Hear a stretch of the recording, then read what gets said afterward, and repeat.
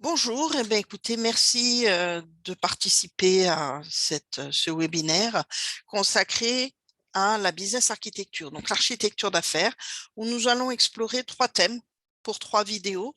Le modèle d'affaires avec la proposition de valeur pour les clients, les chaînes de valeur et leur cartographie, et les cartes de capacité, donc l'identification des capacités, aussi appelées capability, d'une entreprise. Cette présentation fait l'objet d'un copyright, elle est protégée. Elle est donc protégée, elle ne peut être utilisée ou diffusée à des fins commerciales sans mon consentement et sans mon information. Même pour l'architecture d'entreprise, nous allons utiliser Archimate. Mais Archimate, ce n'est qu'un moyen. C'est un moyen de mettre en cohérence différentes cartographies, puisque c'est une démarche de cartographie. C'est surtout une démarche qui est complètement outillée avec à la fois des solutions payantes et une solution open source disponible pour tous. Ça permet de modéliser, ça permet de rajouter, d'intégrer de l'intelligence, permettant ensuite de faire des analyses d'impact et de mise en cohérence de la stratégie jusqu'à la technologie et de la technologie jusqu'à la stratégie. Et donc, on va pouvoir cartographier l'ensemble des éléments constitutifs d'une entreprise, cette entreprise étant, comme je vous l'avais expliqué, un système complexe. Nous allons donc parler de business architecture et l'objectif, c'est de partir d'un changement de stratégie, un nouveau modèle d'affaires, une nouvelle activité et d'aller jusqu'au nouveau modèle opérationnel. Le modèle opérationnel, c'est toute l'organisation et la technologie que l'on met en œuvre pour exécuter la stratégie de l'entreprise. Alors, pour l'architecture d'entreprise, voici mes sources de savoir. Je vous conseille réellement le Running Lean et le Business Model Génération.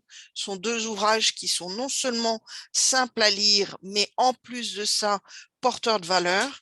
Value Proposition Design pour l'analyse de la valeur, qu'on reverra peut-être que je ferai une vidéo sur ce sujet. Et pour plus tard, quand on sera à la partie processus, l'Operating Model, l'Operating Model Canvas sera sans doute très intéressant.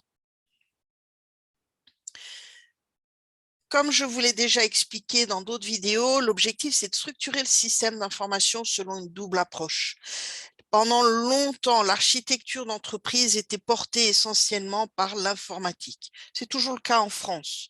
Cela commence à disparaître dans d'autres pays, mais nous sommes très attachés à cette vision de l'architecture d'entreprise en lien avec l'IT, avec l'informatique, avec les architectures fonctionnelles données, mais aussi technologiques.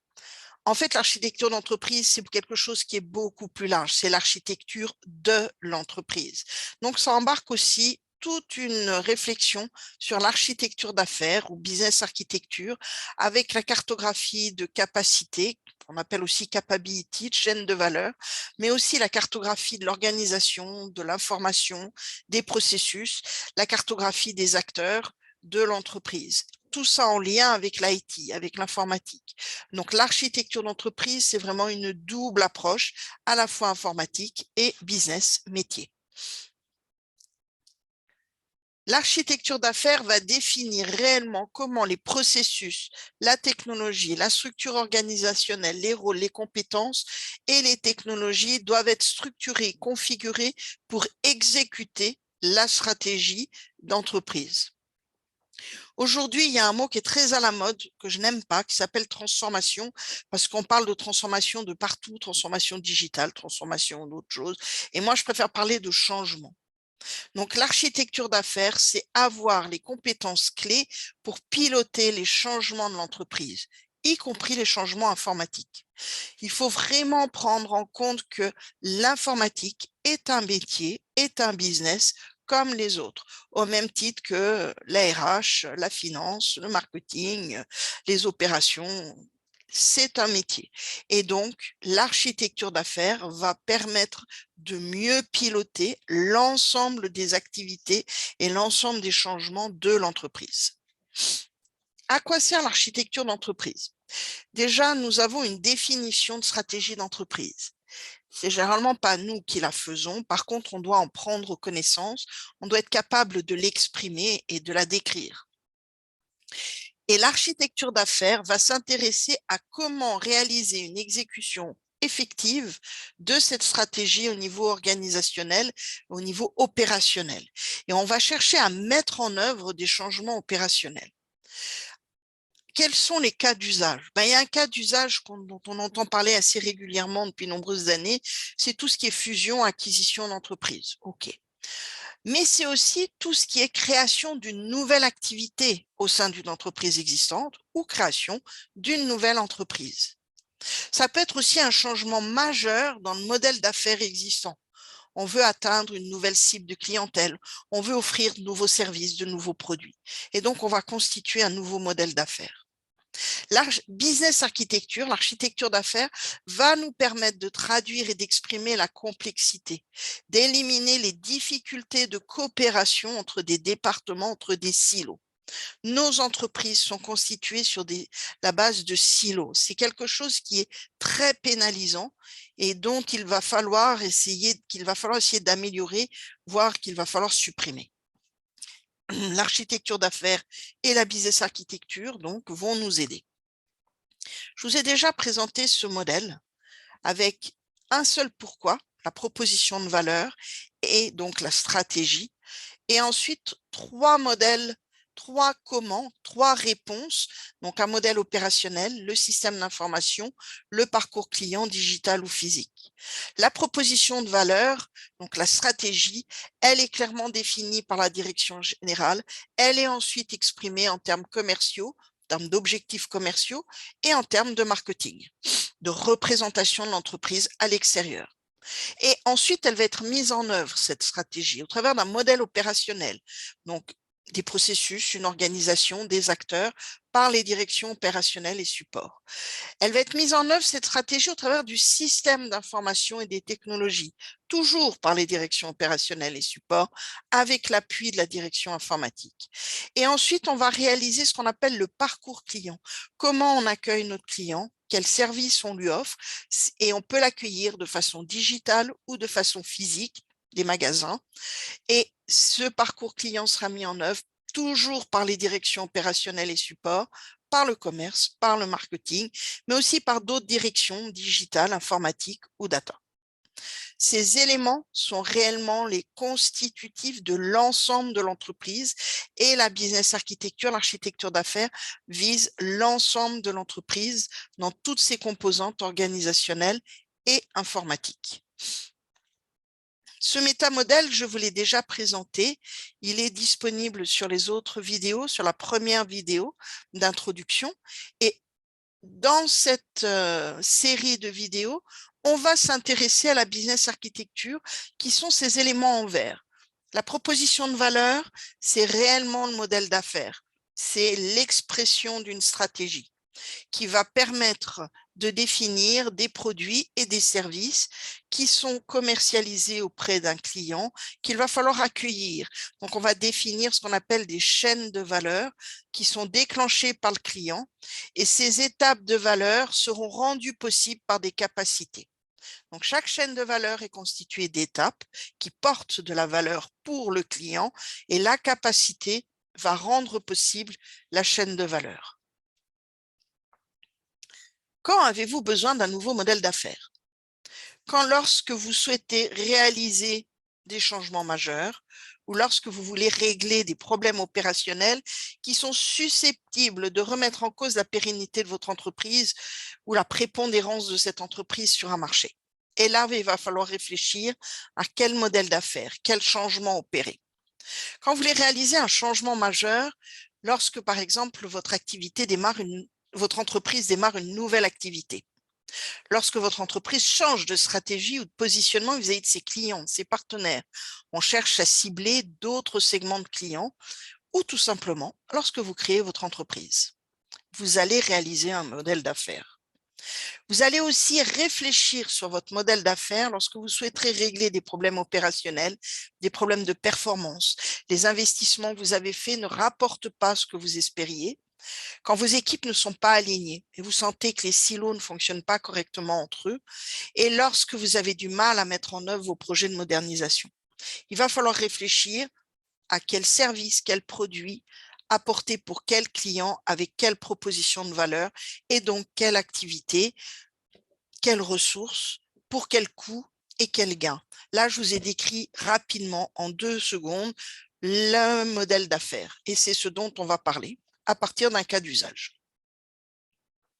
Nous allons donc expérimenter la création d'un nouveau modèle d'affaires ou business model. Tout ce qui suit, c'est une histoire. Ce n'est qu'une histoire, ça ne s'appuie sur rien de réel. Donc, comme dans toute ressemblance avec des situations réelles, organisation, personne, c'est purement fortuit.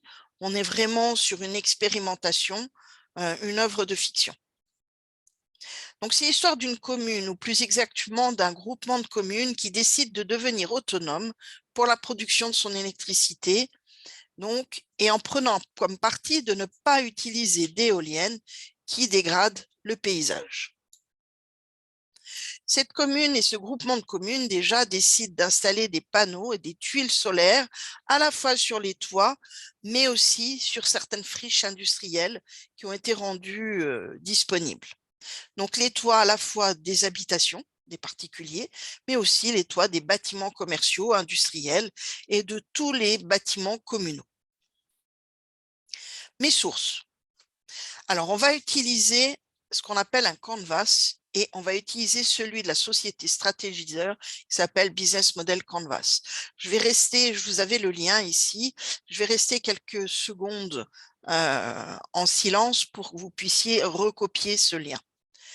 Et puis, je me suis inspirée pour pouvoir faire ce travail d'un certain nombre de documentations, dont cet article de Sciences Directes qui explique les différents modèles commerciaux du voltaïque, du photovoltaïque, qui donc m'a servi à faire cette présentation. Je vous laisse donc reprendre, faire une copie éventuelle de la présentation. Voilà. Cet article de Sciences Directes nous dit qu'il y a finalement 3 modèles commerciaux potentiels qui sont viables. Déjà, il y a la propriété privée. Donc, pour résumer, les propriétaires certaines personnes possèdent, certaines entreprises possèdent des panneaux solaires, les ont fait installer avec leur propre financement et sont propriétaires de ces panneaux solaires et donc de l'énergie qu'ils produisent, avec souvent un déversement vers des fournisseurs d'énergie, entre autres EDF, de l'énergie solaire produite en surplus. Et clairement, ce que nous dit l'article et nous explique, c'est que ce n'est pas un modèle viable à long terme.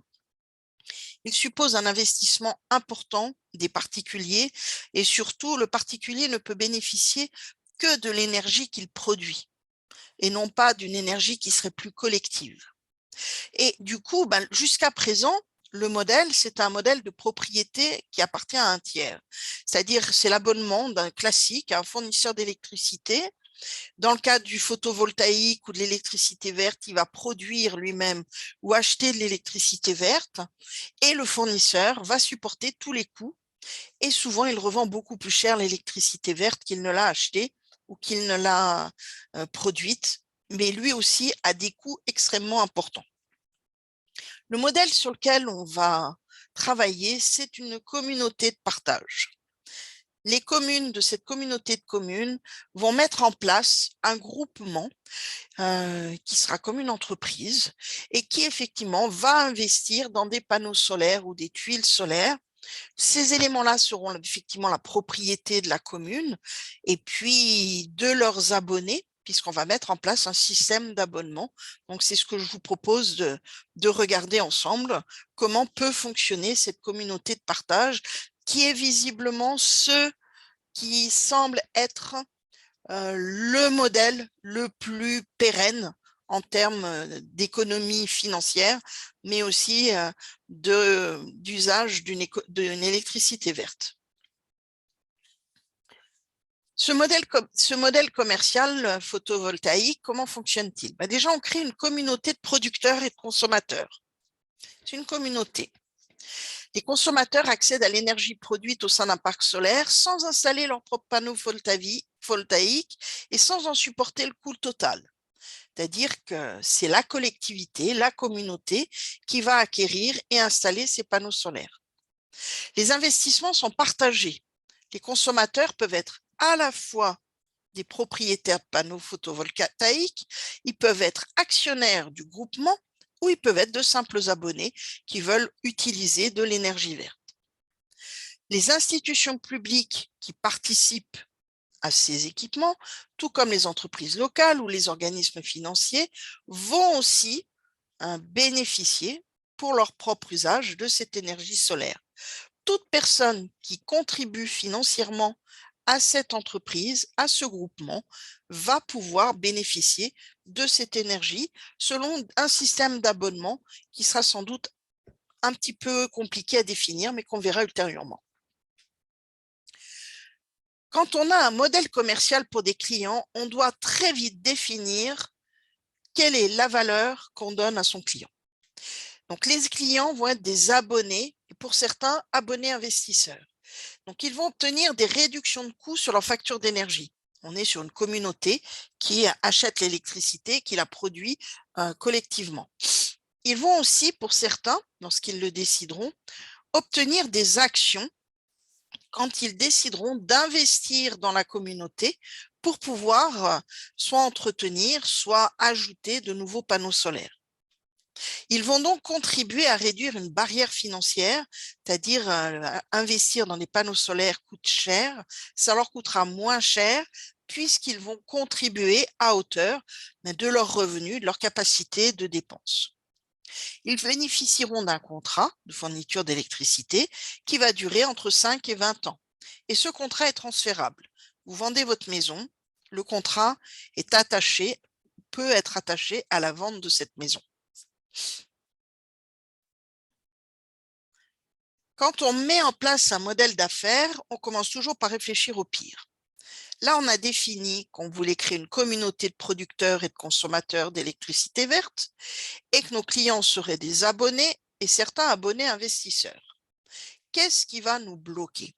Avant d'investir, avant de se lancer dans des choses compliquées, il faut réfléchir au pire parce que notre modèle d'affaires devra répondre à toutes les critiques qu'on pourrait lui faire.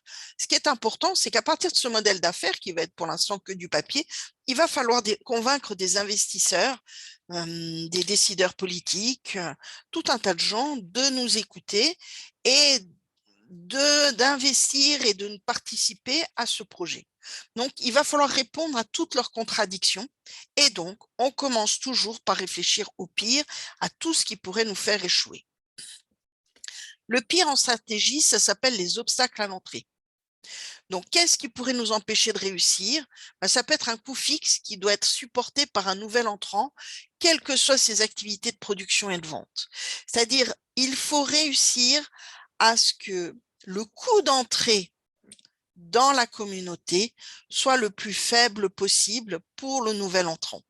Donc, il va falloir s'organiser, il va falloir réfléchir réellement au modèle pour que le nouvel entrant n'ait pas à supporter le coût engendré par le fait qu'il va consommer de l'électricité et donc on va avoir besoin peut-être de produire plus. Ce qui peut être une barrière à l'entrée, c'est la législation, les autorisations administratives, les investissements qui peuvent être trop lourds, les brevets. Ici, vous avez un lien vers une vidéo qui explique ces obstacles à l'entrée. Je vous laisse prendre le lien en photo. Pour identifier les obstacles à l'entrée, il existe quelque chose, une méthode qui est très connue des personnes qui ont fait des écoles de commerce ou du marketing ou qui font du marketing, s'appelle une analyse Pestel. Pestel comme politique, économique, sociale, technologique, environnementale et juridique, qui permet d'identifier les forces externes qui pourraient avoir un impact soit négatif, soit potentiellement positif sur notre activité et sur l'entreprise. On ne va pas faire d'analyse Pestel on va aller directement à la réalisation du modèle d'affaires. Je vais vous montrer comment on le fait. Néanmoins, si vous êtes en réflexion sur une création d'entreprise, référez-vous à cette analyse Pestel qui est extrêmement intéressante et surtout très simple. Je vais utiliser Archimède, même si ce n'est pas un objectif. Je vais vous montrer comment on utilise Archimède et entre autres cette couche de motivation. Et on va utiliser deux objets, le driver, ce qui nous pousse à agir, et les contraintes. Parce qu'un obstacle, avec Archimède, on le représente comme une contrainte. Mon driver, c'est d'évaluer la nouvelle opportunité commerciale, produire de l'énergie solaire verte décarbonée. Quelles sont les contraintes? Il y aura des barrières financières, il va falloir convaincre des clients, il y aura des barrières structurelles, des barrières technologiques et des besoins de ressources. Les barrières financières, ce sont essentiellement des coûts d'investissement initiaux très élevés. Il va falloir trouver un moyen de financement.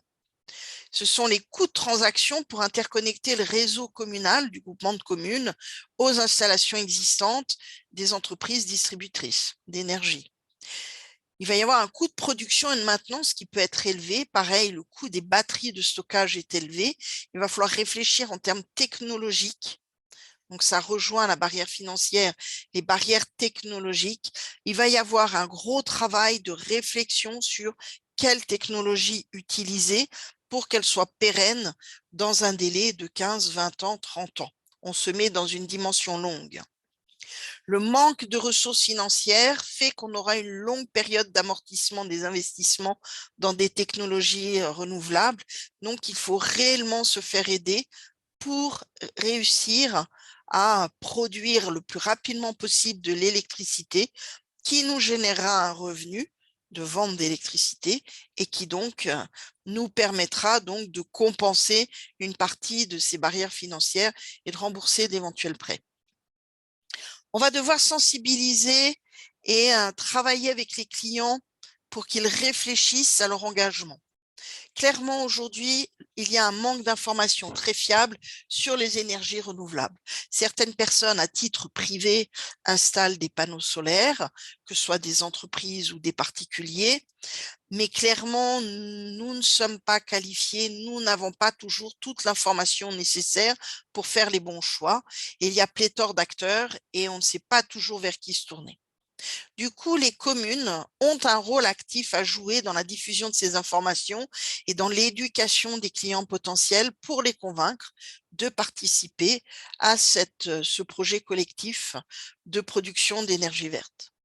Il va y avoir des barrières structurelles, les prix encadrés de l'électricité fixés par l'État et la taxation qui est calculée sur la base de la capacité du système installé. On va avoir besoin de ressources que la communauté de communes n'a pas aujourd'hui. Et donc, il va falloir sans doute faire appel à de la sous-traitance. Voilà. Ce sont réellement les grandes barrières sur lesquelles il va falloir qu'on réponde avec notre modèle d'affaires. Pour concevoir notre modèle d'affaires, on va utiliser ce qu'on appelle un canvas. C'est un mot anglais. En français, c'est Canva. On pourrait utiliser le mot Canva. Qu'est-ce que c'est qu'un canvas ou un canevas? C'est une représentation simple sur une seule page de critères de décision. Ça peut être une proposition de valeur. Le Lean Startup, le Lean Canvas évalue une solution et permet de challenger sa solidité, sa pérennité. Une analyse SWOT, une analyse de force, faiblesse, opportunité, menace, c'est aussi un canvas. Et puis, on a le canvas des business models, on en a plusieurs. En fait, il en existe plein des canvas. Il y a un site qui en a recensé 120. Donc, c'est réellement quelque chose d'important et très usagé, très usité, je veux dire. Voilà le canvas ou le canevas qu'on va utiliser pour le modèle d'affaires. C'est le Business Model Canvas, la société stratégiseur. J'ai juste rajouté une chose, moi, des métriques. Donc, j'ai rajouté, comme on a les key partners, les key ressources, les key activities, j'ai rajouté les key métriques. Donc, les métriques clés qui vont nous permettre à la fois de suivre le projet et de le rendre pérenne dans la durée. Le modèle d'affaires, c'est finalement décrire la manière dont l'entreprise gagne de l'argent. Vous voyez ici, il y a des flux de revenus et des coûts de structure. On retrouve qui sont nos clients, quelle est la proposition de valeur, comment on communique avec le client et tout ce qui va générer des coûts, donc les partenariats, éventuelles sous-traitances, les activités clés et les ressources clés dont on aura besoin. Donc, on va décrire l'offre qu'une entreprise va proposer à ses clients, mais aussi on va aller jusqu'à définir son organisation et quels sont les actifs dont elle aura besoin. Et finalement, un business model, ça synthétise toutes les décisions opérationnelles que l'on doit prendre pour exécuter une stratégie, qui est soit une stratégie de transformation d'un modèle existant, soit une stratégie de création de nouvelles activités.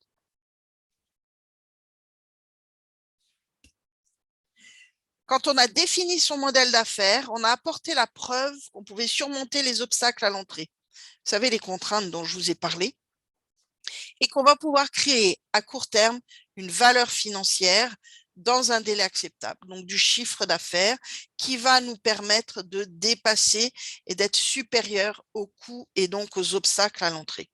C'est ça, définir un modèle d'affaires, c'est apporter cette preuve-là que le projet est valable et surtout valable dans la durée. La première question qu'on se pose, on prend pas le Canva quand on le crée de la gauche vers la droite, mais on part de la droite. C'est qui sont nos clients? Donc, on va commencer à définir une proposition de valeur qui sera valable pour chaque segment de clients, chaque groupe de clients. Pour faire ça, on utilise souvent le Lean Canvas ou le Lean Startup. Là, je les ai décrits. Nos clients, on les trouve là. Ce sont ces petits bonhommes qui sont là.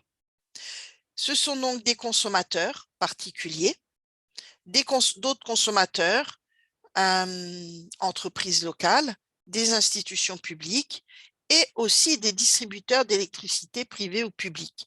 L'excédent d'électricité produit, qui ne sera pas consommé par les entreprises, les institutions et les particuliers, sera revendu aux distributeurs d'électricité.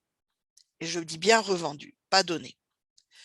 Ces petits acteurs, ici, ces petits bonhommes là, comme ça, ces acteurs, sont des abonnés à une énergie verte renouvelable et partagée par la communauté. Donc, ils participent, ils créent une communauté et c'est un rôle que j'ai utilisé ici. Et ce rôle, c'est une communauté de producteurs-consommateurs d'électricité. Donc, ces acteurs-là sont des clients qui sont abonnés à une communauté de producteurs et de consommateurs d'électricité. Que reçoit le client en échange de son engagement? Donc, j'étais ici sur les customer segments. Je viens ici sur la proposition de valeur. Rapidement, quand vous faites votre modèle d'affaires, dès que vous avez un segment de client, vous devez identifier pour chaque segment de client quelle est la valeur qui va lui permettre de dire oui lorsqu'on va chercher à l'engager. Parce que, en fait, si vous n'avez pas de clients, vous n'aurez pas de modèle d'affaires, vous n'aurez pas de revenus.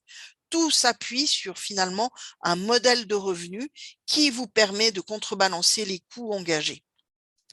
C'est basique, mais ça va mieux en le disant plutôt qu'en laissant penser que finalement, comme certaines startups, l'argent ne va pas forcément venir des clients, mais d'institutions financières qui vont fournir des moyens financiers pour développer un produit.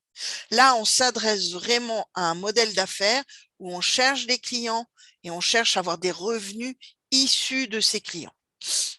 Une chose est importante, en échange de son engagement, le client va recevoir quelque chose qui a beaucoup de valeur et qui va sans doute être très déterminant pour qu'il accepte de s'engager, qui est une reconnaissance. C'est-à-dire, il participe à une communauté et il a un engagement réel, individuel et collectif pour réduire les gaz à effet de serre. On est beaucoup aujourd'hui à vouloir agir sans trop savoir comment faire. Donc, on fait des petites choses, hein. On va composter, on va mettre quelques panneaux solaires, mais on ne va pas faire des choses en grand et on n'a jamais le sentiment qu'on peut participer. Et en fait, ce que vous allez lui offrir, c'est aussi ça, cet engagement à quelque chose de collectif et il va contribuer à réduire les gaz à effet de serre de façon réelle. Ensuite, il va avoir un engagement parce qu'il va avoir des gains financiers. Il va avoir des gains sur ses factures d'énergie.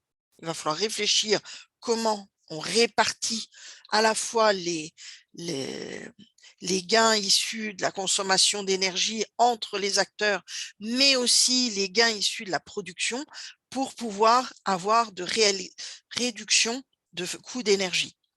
Et lorsqu'il le souhaitera, il pourra devenir actionnaire de la société de production d'énergie verte. On va chercher à avoir un engagement, à la fois un engagement collectif, moral de la part de nos clients, mais on souhaite qu'ils deviennent actionnaires de la société de production, c'est-à-dire qu'ils possèdent une partie des panneaux solaires à hauteur de leurs revenus. On ne leur demande pas de dépenser énormément d'argent, mais ils devront contribuer à posséder finalement, comme un petit peu une coopérative sur le même fonctionnement, ils posséderont une partie de l'entreprise. Pour faire cela, on va leur offrir un accès facilité à l'électricité, donc un raccordement et un suivi de production. C'est-à-dire, il va falloir leur engagement, mais il va falloir leur prouver qu'on fournit de l'électricité, que leur achat n'est pas vain, que la société produit de la valeur. Et donc, on va mettre alors disposition, excusez-moi, des solutions numériques pour suivre la production d'électricité du parc solaire et donc suivre les gains entre consommation et production. En sachant que toute surproduction est revendue à un fournisseur d'électricité et que ce système n'empêche pas le fait qu'on adhère à un fournisseur d'énergie, puisqu'en fait, la production solaire en France n'est possible qu'à certains moments de la journée, pas tout le temps. Comment allons-nous interagir avec le client? Si je reprends mon modèle, je suis en train de remplir ces deux cases. Je vais déjà avoir des relations clients avec une approche directe ou indirecte par des vendeurs du marketing, des gens du marketing. Je vais avoir des institutions publiques. Les municipalités, les conseils régionaux, départementaux vont fournir de l'information et je vais aller chercher des ambassadeurs qui peuvent être des acteurs internes de la communauté, des salariés, des clients déjà convaincus, peut-être des bénévoles qui viennent donner un coup de main pour réaliser un certain nombre d'actions, mais aussi des banques et des investisseurs qui seront partenaires en fournissant des moyens financiers et qui donc auront intérêt à convaincre les clients de rejoindre cette communauté. Les canaux d'information, ça va être des conférences, des réunions publiques, des sollicitations directes comme des mails, des appels téléphoniques, la distribution de prospectus, mais aussi des informations qui vont être apportées par les institutions publiques, flyers, réunions, réponses, sollicitations, puis tout ce qu'on peut trouver sur les réseaux sociaux, les sites web, les articles, les vidéos, les émissions de télé et autres. Donc là, ce sont les modes d'interaction avec le client et surtout qui réalise la relation client en haut et quels sont les modes d'interaction en bas. Ici, ce sont des acteurs en termes Archimate et là, sont des interfaces, donc business actor, business interface. Là, on atteint un moment qui est extrêmement important dans la présentation. Je vais vous solliciter votre attention. J'ai à parler ici d'activité primordiale. C'est-à-dire, si je veux démarrer, si je veux réussir, je sais que ces activités sont critiques. Déjà, je vais avoir toute la gestion des abonnés avec toutes les options. L'achat, la location des panneaux, est-ce qu'ils sont investisseurs, le côté actionnariat, coopérative, communauté. Ça va être extrêmement touchy, complexe, on va dire, à mettre en œuvre. Il va falloir vraiment penser ce modèle d'abonnement.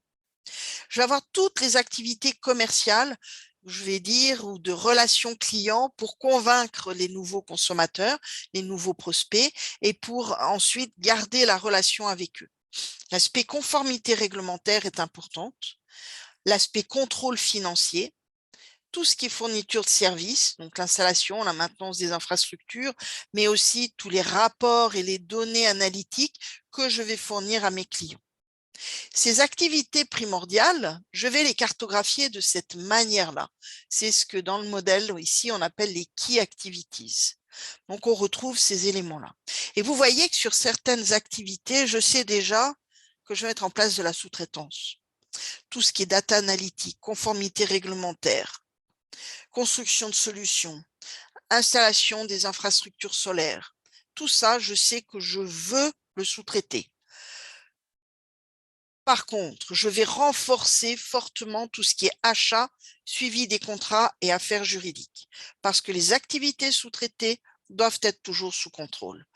Ensuite, les autres activités sont des activités que je vais réaliser en interne. Elles seront décrites au travers ces activités de processus internes. Et pour les activités sous-traitées, on va avoir des contrats de sous-traitance avec des partenaires. Donc, on aura bien deux choses. Une activité réalisée en interne, on va décrire ça sous forme de processus. Une activité que je sous-traite, je vais avoir du partenariat. Ces éléments-là sont des capabilities. Et vous voyez apparaître ce qu'on appelle la capability map, donc la carte des capacités. La carte des capacités, ce sont les activités clés primordiales d'une entreprise qu'elle fait ou qu'elle fait faire ou qu'elle souhaiterait faire ou qu'elle souhaiterait faire faire. C'est vraiment ça, ce n'est pas un processus. Ce n'est pas quelque chose que l'entreprise possède forcément, mais c'est quelque chose dont elle dispose, c'est une activité dont elle dispose. Tout ce qui est solution digitale, une communauté de communes n'a pas forcément les moyens en interne de les produire, de les réaliser ou de les maintenir. Elle va donc s'appuyer sur du partenariat. Clairement, l'activité sera réalisée par un sous-traitant, mais la capacité est quand malgré tout possédée par la communauté de communes. Et donc, ces activités primordiales sont ce qu'on appelle les capabilities. Pour identifier les capabilities clés, vous devez avoir une vision claire, à minima, de la proposition de valeur, donc des services que vous offrez à vos clients. La proposition de valeur va vous permettre de définir ces activités clés et va vous permettre de définir ensuite les chaînes de valeur, c'est-à-dire comment vous répondez aux attentes de vos clients. C'est critique en fait. Même si vous êtes dans une entreprise qui n'a pas de changement d'activité, dès que vous allez vouloir faire une carte de capacité ou une carte de chaîne de valeur, vous devrez identifier la proposition de valeur, c'est-à-dire les services et les produits commercialisés. Pour ces capacités, j'ai besoin de ressources. Ces ressources, je les retrouve ici. J'ai besoin d'une solution applicative pour gérer et suivre les souscriptions des clients. Je ne sais pas quelle est cette solution. Je vais l'acheter, je vais la fabriquer. Je sais que j'ai décidé d'externaliser toute la construction des solutions applicatives, leur maintenance et leur déploiement. Donc, c'est tout ce que je sais. Mais je n'ai pas encore défini la carte des applications. Mais je commence à identifier des ressources clés, dont informatique. Je vais avoir besoin de solutions applicatives et technologiques pour suivre avec précision la production d'électricité. Je vais avoir besoin de solutions digitales pour présenter aux abonnés un certain nombre de statistiques qui leur permettront de se rendre compte de leur consommation d'électricité et de la production à laquelle ils ont contribué. Je vais avoir besoin d'une base de données prospects, clients, abonnés, avec une solution CRM pour la stocker. Je vais avoir besoin de me poser la question des brevets d'exploitation de la technologie solaire que je vais utiliser. La partie conformité réglementaire est extrêmement importante et je dois m'assurer que tous les brevets, licences d'utilisation sont en règle et me permettent d'installer des équipements que je vois ici. Ça, c'est un équipement. Je vais avoir besoin de ce que Archimate appelle des facilities. Ça va être des terrains, des bâtiments, les toits, des jardins, des espaces en friche. Voilà. Et je vais avoir besoin de parties prenantes, ces éléments-là, et de compétences humaines. Ça va être des mainteneurs industriels et sans doute des conducteurs de chantier et des ressources techniques pour construire le parc solaire, ressources humaines. Voilà, une manière de montrer de quelles ressources j'ai besoin.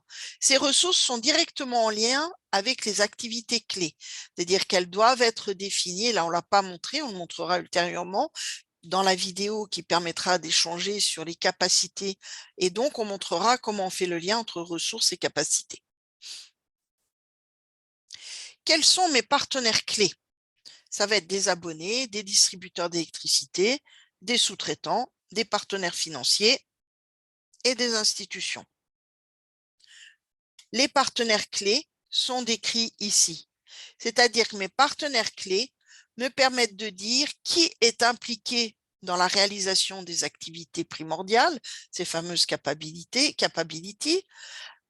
quelles ressources vont-ils me fournir, et ici, j'ai un ensemble de partenaires dont j'ai besoin.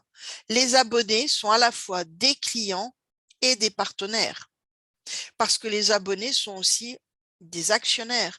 Donc, ils contribuent à faire en sorte que mon modèle économique soit viable. Donc, ce sont des clients, certes, mais comme pour certains, ils vont jouer aussi un rôle d'actionnaire, ils vont avoir des parts dans l'entreprise, dans la communauté d'entreprise, dans la communauté de communes, dans la communauté de production d'électricité, excusez-moi. Je vais donc les considérer aussi comme des partenaires clés. Je pourrais à certains moments faire appel à leurs capacités financières ou leur proposer de nouveaux services qui contribueront à augmenter la valeur de mon parc d'électricité verte. J'ai donc des fournisseurs institutionnels d'électricité, des sous-traitants, des financiers et autres. Donc, je ne les ai pas tous mis ici. Et j'ai mis la notion de collaboration. C'est-à-dire, je vais avoir besoin de décrire la collaboration avec les fournisseurs d'énergie et avec les compagnies financières. Il va falloir que d'un point de vue beaucoup plus fin, j'arrive à décrire comment je vais pouvoir engager ces acteurs-là. Il va falloir que je cherche à les convaincre. Donc, soit ils seront abonnés, ils contribueront, et donc ils seront à la fois clients et partenaires, soit ils auront plus un rôle extérieur, donc de partenaires, et il va falloir les convaincre que le modèle est viable et économiquement complètement pérenne dans le temps, en particulier pour les collaborations avec les banques. Je vais décrire ma structure de coût. Vous le voyez ici sur ce modèle, on est parti des clients, la relation et des canaux de communication avec les clients, la proposition de valeur, les activités clés, les ressources, les partenaires clés. Et là, j'identifie maintenant les coûts et les sources de revenus. Les coûts sont directement liés à toute cette partie du modèle, partenaires, activités, ressources.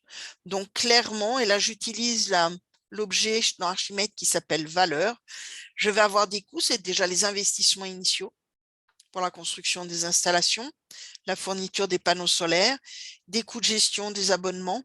Ça va être quelque chose d'extrêmement important, le suivi des abonnements, lourd mais source de valeur.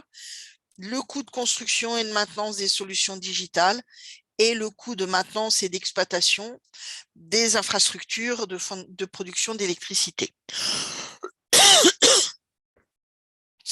J'ai aussi des sources de revenus, c'est-à-dire qu'un modèle économique ne fonctionne que parce que les coûts sont contrebalancés par des revenus. Ces revenus proviennent de cette partie droite du modèle, donc les clients et la proposition de valeur. Donc les sources de revenus, au départ, ça va être essentiellement des prêts. Ça va être des subventions. Il va falloir démarrer. Je n'ai pas les moyens au départ d'avoir beaucoup d'abonnés, puisqu'en fait, il faut déjà que je monte mon parc solaire, qu'il commence à produire de l'énergie. J'ai un certain nombre de solutions digitales applicatives qui soient opérationnelles et qui me permettent de réaliser ces suivis de production avant d'avoir des abonnements avec des consommateurs qui vont venir renforcer l'aspect financier, donc avec ces prêts auprès des partenaires financiers, et avoir aussi des gains liés à la revente de l'électricité. Donc le modèle est complexe à mettre en œuvre parce qu'il demande un fort investissement au départ. Ce sera un investissement qui va être progressif, mais si je veux convaincre des consommateurs à venir, il faut que j'ai des moyens financiers pour installer régulièrement de nouveaux panneaux solaires dans sur tous les toits de la ville et puis les friches ou certains jardins. Je vous avais dit que j'avais rajouté un composant supplémentaire au modèle d'affaires qui est tout ce qui tourne autour des métriques et des statistiques.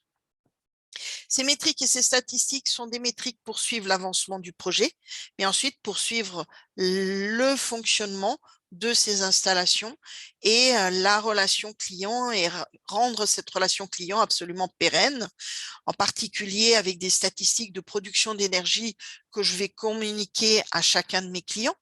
Et surtout, je vais lui communiquer l'écart entre ce que son investissement a permis de produire et sa consommation individuelle. Je vais avoir tout ce qui tourne autour du suivi des coûts et des revenus, extrêmement important. Si je veux pérenniser des subventions, je n'ai pas le choix que d'avoir des budgets qui soient extrêmement fins. Je vais avoir des statistiques abonnées, je vais avoir une mesure en continu de la production d'énergie et puis des métriques de suivi, d'avancement du projet industriel lors de la construction des panneaux solaires et des infrastructures. Quand je vais modéliser, si je reprends tous ces éléments pour en faire une seule page, puisque le modèle d'affaires, la notion de canvas, c'est de dire qu'on a tout sur une seule page. D'un point de vue modélisation avec Archimède, j'ai utilisé un objet qui s'appelle grouping, qu'on retrouve. L'intérêt de grouping, c'est que c'est un objet de modélisation. Donc, on va avoir dans les relations réellement des liens entre les différents groupings et les objets qu'on met dedans. L'exemple, là, j'ai fait un exemple avec un pattern de comment modéliser un modèle d'affaires. Eh bien, le grouping qui s'appelle Key Partnership Partenariat a une relation avec cet objet stakeholder et puis business acteur. D'accord? Donc, clairement, tous les objets que je mets dans un grouping sont reliés par une vraie relation et je peux donc faire une analyse d'impact si je change quelque chose jusqu'à ce grouping. Voilà, sur une seule page, notre modèle d'affaires ressemble à ça. Je vais vous pousser cette petite photo. C'est peu lisible en fait et surtout c'est statique et on ne voit pas les liens entre les activités, les ressources, les activités, les partenaires. Donc, il va falloir aller plus loin dans les cartes, c'est-à-dire définir finalement d'autres cartes qui vont nous permettre, à partir d'activités clés, donc de capacité, de dire quelles sont les ressources qui vont être utilisées, quels sont les partenariats, ou au contraire, lorsque ce sera une activité interne, quels sont les processus qu'on va mettre en œuvre. Voilà, j'ai fini sur la partie modèle d'affaires, description de ce modèle d'affaires. La prochaine vidéo sera consacrée aux chaînes de valeur. Je vous remercie pour votre attention et je vous souhaite une bonne fin de journée.